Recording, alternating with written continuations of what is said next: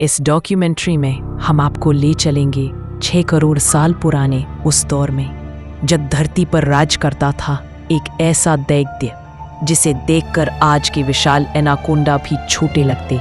टिटनोबोआ लगभग 45 फुट लंबा और 1000 किलो वजन वाला ये सांप पृथ्वी का अब तक का सबसे बड़ा सरीसृप माना जाता है। इस वीडियो में आप जानेंगे टिटनोबोआ कितना बड़ा था, ये कहाँ रहता था, इसका शिकार करने का तरीका क्या था, यह कैसे विलुप्त हो गया, क्या आज भी अमेज़न में इसके वंशज मौजूद हैं। ये वीडियो आपको प्राचीन धरती की ऐसी दुनिया में ले जाएगा जिसे देखकर आप हैरान रह जाएंगे। लाखों साल पहले जब धरती का चेहरा आज से बिल्कुल अलग था, जहाँ ऊंचे पहाड़ थे वहाँ सिर्फ हरी भरी धरती फैली थी। जहाँ आज महासागर है वहाँ कभी घने जंगलों का साम्राज्य हुआ करता था और इन्हीं जंगलों में एक ऐसा जीव घूमता था, इतना विशाल, इतना शक्तिशाली कि आज का सबसे बड़ा जानवर भी उसके सामने छोटा लगता। यह था टिटनोबोआ सेरेहोनेसिस, धरती का अब तक ज्ञात सबसे बड़ा सांप, एक सरीसृप, एक शिकारी, एक दैत्य जिसे देखकर उस दौर का हर जीव कांप उठता था। आज से लगभग 6 करोड़ साल पहले डायनासोर के नष्ट होने के तुरंत बाद का समय, जिसे पेलियोसीन युग कहा जाता है। डायनासोरों की तबाही से पृथ्वी उबर ही रही थी और प्रकृति ने नए जीवों को जन्म देना शुरू किया था। हवा अत्यधिक गर्म थी, जंगल बेहद घने, पानी के स्रोत विशाल और अंधकारमय, और इन्हीं जंगलों में किसी छाया की तरह घूमता था टिटनोबोआ। सन 2009 कोलंबिया का सेरेमोन कोयला क्षेत्र, वैज्ञानिकों की एक टीम नई खुदाई कर रही थी। उन्हें उम्मीद थी कि प्राचीन पौधे, छोटे जीव या कीड़ों के जीवाश्म मिलेंगे, लेकिन एक फावड़े की टक्कर जैसे ही एक कठोर हड्डी से हुई, वहाँ मौजूद वैज्ञानिक चौंक गए। हड्डी असामान्य रूप से बड़ी थी, इतनी बड़ी कि किसी ने कल्पना भी नहीं की थी कि ये किसी सांप की हो सकती है। Doctor Hayden reconstructed interview. जब पहली हड्डी मिली, हमें लगा कि यह किसी विशाल मगरमच्छ की होगी, लेकिन जैसे जैसे कंकाल मिलते गए स्पष्ट हो गया यह किसी विशाल सरीसृप का था। और जब हमने आकार का अनुमान लगाया तो पूरा वैज्ञानिक समुदाय हिल गया। वे हड्डियां थीं टिटनोबोआ के कशेरू की खंड।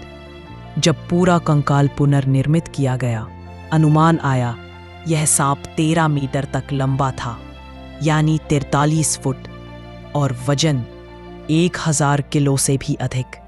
1 टन से भारी सांप धरती पर कभी रेंगा था। आज के ग्रीन एनाकोंडा को सबसे भारी सांप कहा जाता है, लेकिन टिटनोबोआ उससे 3 गुना बड़ा था। कहते हैं इसकी मोटाई इतनी थी कि एक पूरा इंसान इसके शरीर पर छाया भी डालता तो ऊपर से दिखाई तक न देता। इसका शरीर विशाल मगरमच्छ जैसा गोल और भरा हुआ था। कुंडलियां इतनी ताकतवर कि बड़े से बड़े जानवर को कुछ ही सेकंड में दम घोंट देती थी।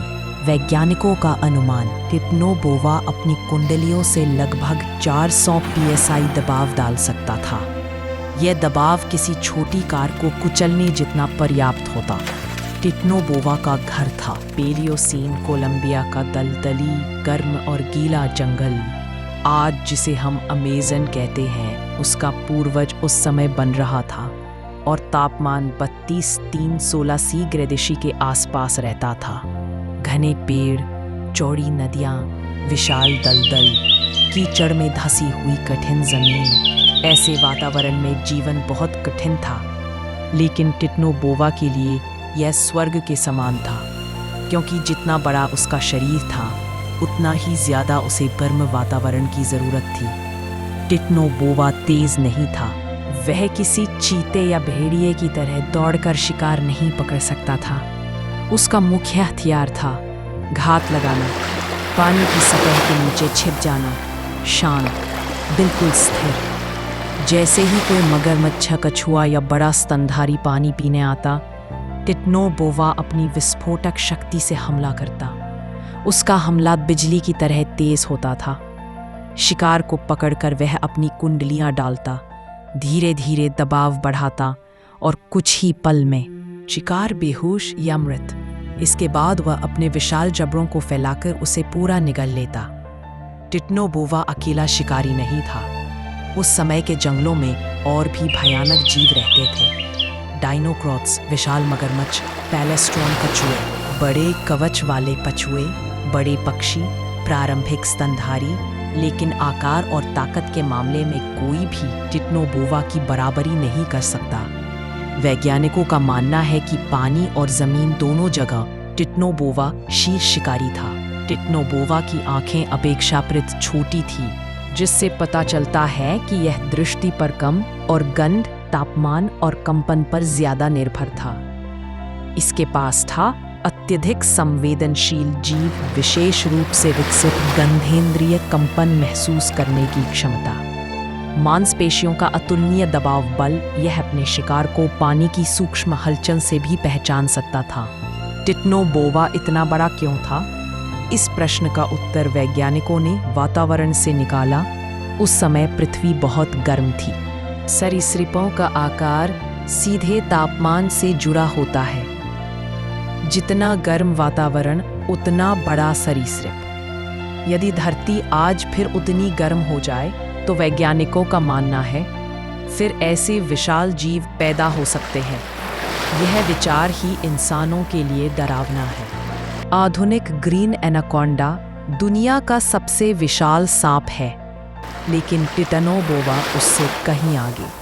तुलना: लंबाई 20 से 25 फुट, वजन 250 से 300 किलो, 1000 प्लस किलो। शिकार: हिरण, विशाल कछुए, मगरमच्छ। ताकत उच्च, उससे 3 गुना। अगर दोनों आमने सामने आते, टिटनो बोवा बिना किसी संघर्ष के जीत जाता।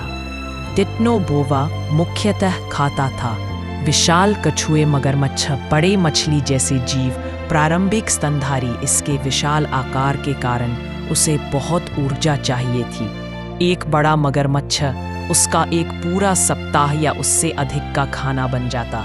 वैज्ञानिक अनुमान लगाते हैं कि टिटनो बोवा लगभग 40 से 50 साल तक जीवित रह सकता था। यह धीरे धीरे बढ़ता था। जीवन के शुरुआती 10 वर्षों तक यह खुद कई शिकारी जीवों का शिकार भी बन सकता था, लेकिन जैसे ही यह 20, 30, 25 फुट लंबा होता, जंगल में उसके सामने कोई नहीं टिकता। टिटनो बोवा का अंत अचानक नहीं हुआ। यह एक धीमी प्रक्रिया थी जो तापमान में गिरावट से शुरू हुई। धरती ठंडी होने लगी और जब वातावरण 25 डिग्री सेल्सियस से नीचे गया, इतना विशाल शरीर अपने तापमान को बनाए नहीं रख पाया। धीरे धीरे टिटनो बोवा गायब हो गया।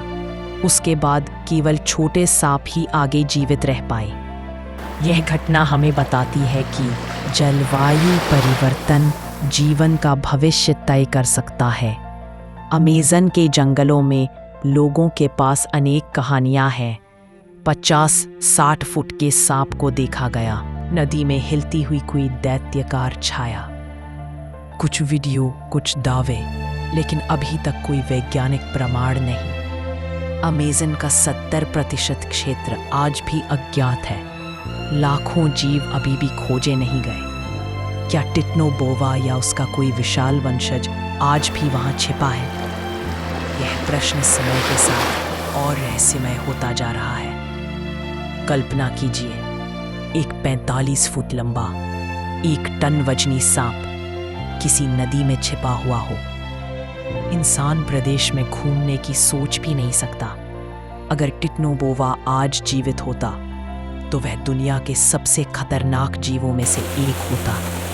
हर जीव की एक भूमिका होती है। टिटनो बोवा की थी दलदली पारिस्थितिकी तंत्र में संतुलन बनाए रखना, बड़े शिकारी जीवों की आबादी को नियंत्रित करना, कछुओं और मगरमच्छों की संख्या संतुलित रखना, और जंगल की खाद्य श्रृंखला को सुरक्षित रखना। जब यह जीव गायब हुआ, पारिस्थितिकी तंत्र धीरे धीरे बदल गया।